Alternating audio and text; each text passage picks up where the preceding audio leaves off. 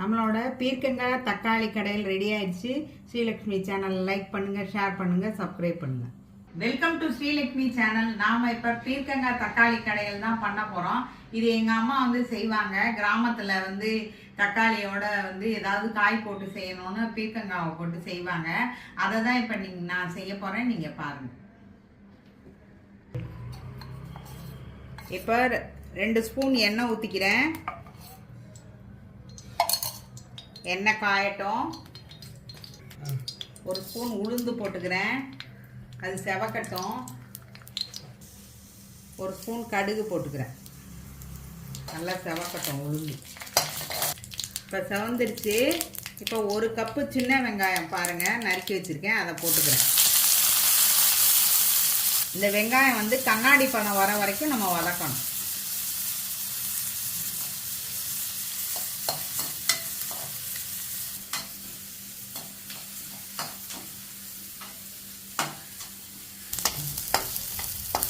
அப்போல்லாம் அவங்க வயலுக்கு போகணும், வேலை செய்யணும், காட்டு வேலை செய்யணும்னு சொல்கிறதுக்காக ஒரே இதாக ஒரே குழம்பா வச்சுருவாங்க. 2-3 பண்ணிகிட்டு இருக்க மாட்டாங்க.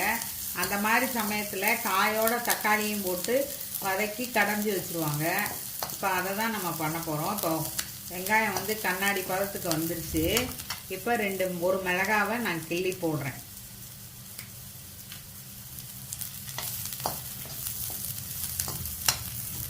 இந்த கடைகளுக்கு தேவையான மிளகாய் கிள்ளி போட்டாச்சு.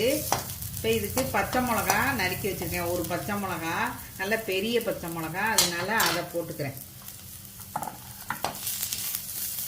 அதையும் வதக்கிக்கிறோம்.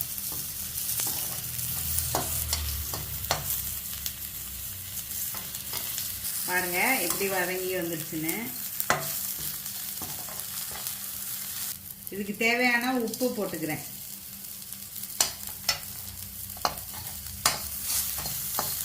இப்போ நல்லா வெங்காயம் வதங்கிடுச்சு. நம்ம இப்போ தக்காளியை போட்டுக்கிறோம். தக்காளியை போட்டுக்கிறோம். நம்ம இப்போ போட்டு அதையும் வதக்கணும்.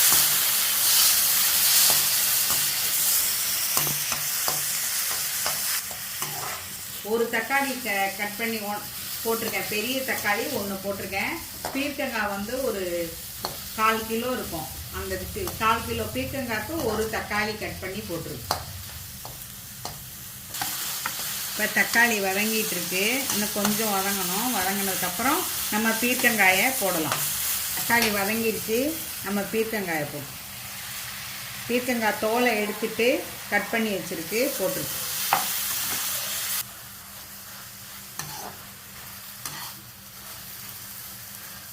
பீர்க்கங்காய் வதங்கிட்டு இருக்கு.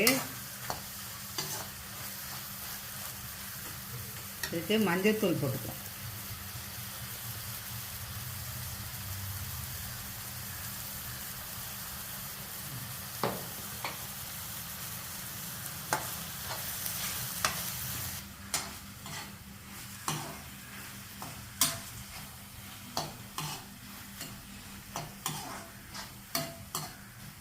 இது வேகிறதுக்கு 1 கப்பு தண்ணி ஊற்றிக்கிறோம்.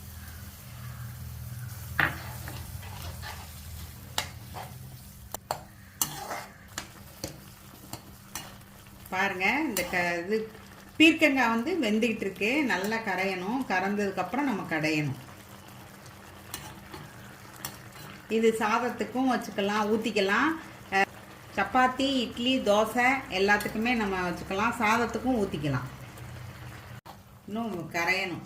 பீர்க்கங்காய் கரையணும். நல்லா கறந்தாதான் கடைப்படும். கரைஞ்சிச்சு பாருங்க, நல்லா கடைஞ்சிச்சு. நம்ம இதை கடைஞ்சி விட்டுறலாம். கடைஞ்சிட்டு கொஞ்சம் வெந்நீர் ஊற்றிடணும். ஊற்றுனா கொஞ்சம் லிக்விடாக இருக்கும். நான் கடைஞ்சிட்டு உங்களுக்கு காமிக்கிறேன்.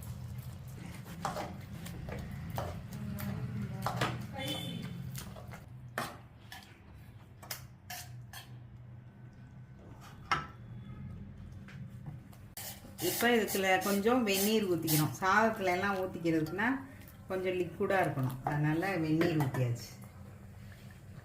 நம்ம சாப்பாட்டில் ஊற்றிக்கிற அளவுக்கு இதை ரெடி பண்ணியாச்சு.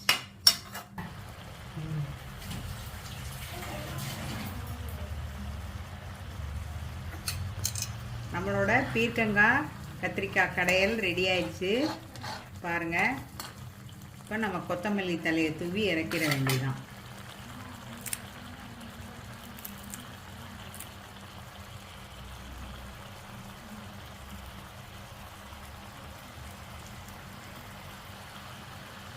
ஆஃப் பண்ணிடுறேன்.